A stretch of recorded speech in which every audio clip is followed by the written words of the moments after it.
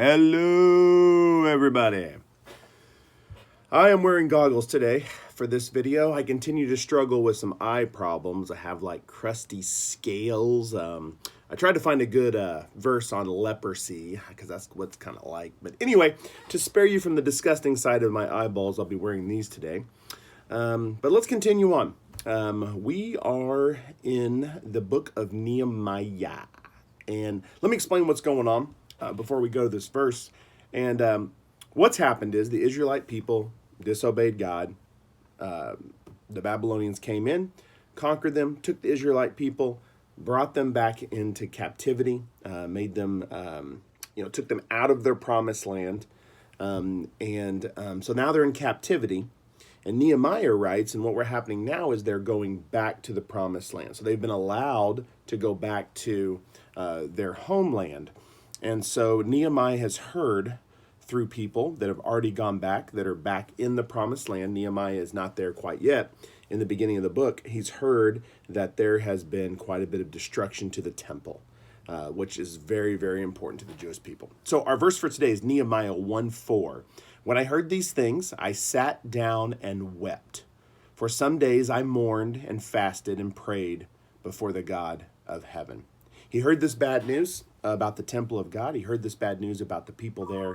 And there's a telephone call. Let's see who it is.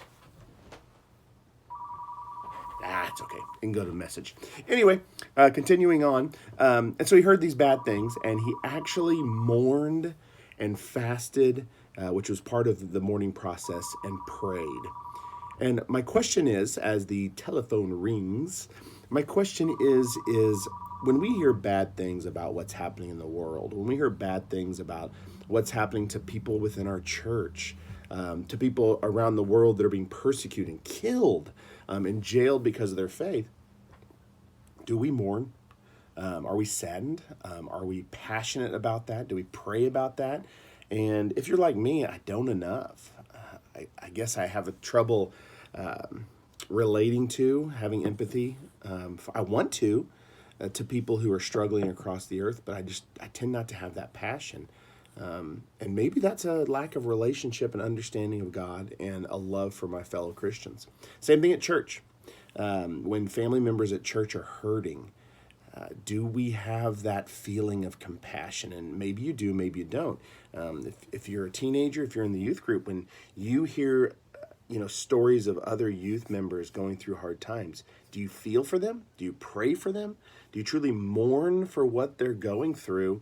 Do you have those relationships? And I think some of you do, and maybe some of you don't. And so I want you to really, and you can't really fake this. It's not like you're like, I'm going to work hard and I am going to be sad. That just doesn't work. That doesn't work at all. You either have these feelings and these relationships or not. So how do you fix this? How do you fix it?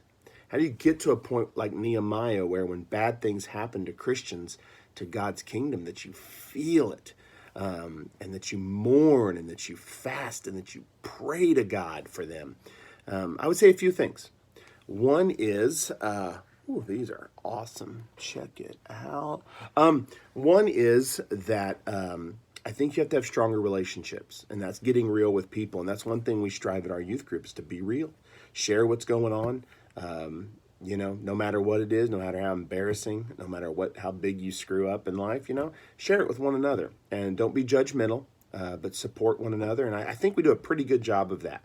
And I want us to have those relationships more. There are some Wednesday nights, Sunday nights that honestly, we don't dig in the Bible maybe all that much as we should, but we just spend time getting to know each other. We need that love. We need that support. That's what the church is for. And so we need to have those relationships and continue to have those relationships. If you're going through a hard time, have courage to reach out to those Christians, friends, brothers and sisters, those in youth group, wherever it may be, and seek help. If you know if somebody's going through a hard time, man, reach out, say, how are you doing? And really have a conversation. Pull them to the side during youth group and just talk to them and support one another. Feel for what they're going through. I think one more thing is having empathy, or actually sympathy. Empathy, from what I understand, I'm not a smart man, I never claimed to be. Empathy is relating to what somebody's going through and understanding where they're at. That's kind of difficult. Sympathy is what Jesus had, and that's action. That's saying I empathize, I understand, I'm trying to understand where you're at, and I sympathize. I'm going to do something about it. So we need to work on that. Seeing if you're in a fight with somebody, a disagreement, try to see it from their angle. Try to see it from where they're at. If somebody's going through a hard time in their lives and if it seems stupid to you, it's like, that's not that big of a deal. To them, it's a big deal. Try to see it from their angle, and I think you'll understand more. I hope this helps. I hope we can do a better job of this. Nehemiah 1:4, as we continue on. Thanksgiving's coming up. I'm going to try to get a few more videos out there. Thanksgiving's a great time to kind of go through some videos, have a little free time, but take time. Just do it, you know. It's not like I have some secret magic pill that's going to help you, but these are just tidbits from the Bible. Have a great day. God bless.